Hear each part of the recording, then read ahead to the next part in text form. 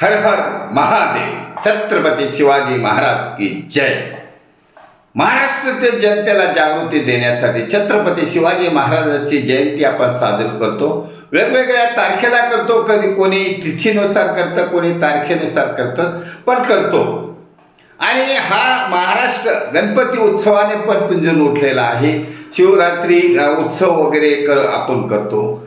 यामुळे एक आव्हान करायचं आहे की आपण छत्रपती शिवाजी महाराजाला मानतो, त्यांचा फोटो आपल्या घरामध्ये लावतो, परंतु त्यांचं धैर्य मनात घेणं गरजेचं आहे, शौर्य मनात घेणं गरजेचं आहे, युक्ती मनात घेणं गरजेचं आहे.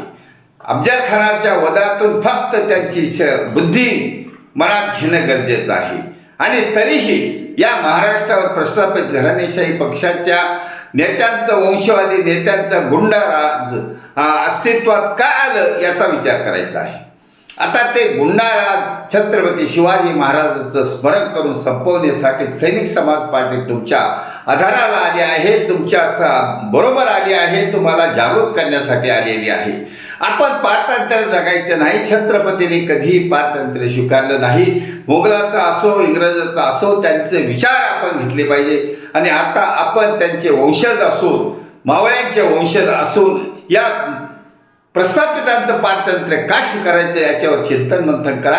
आणि चिंतन मंथन करूनच सैनिक समाज पार्टी बरोबर या, असं आमचं म्हणणं आहे. कारण हा गाव शहर ह्या प्रस्थापित घराणेशाही पक्षाच्या नेत्यांच्या गुंडप्रवृत्तीच्या नेत्यांच्या आणि वंशवादी प्रवृत्तीच्या नेत्यांच्या गुलामगिरीमध्ये गेलेला आहे.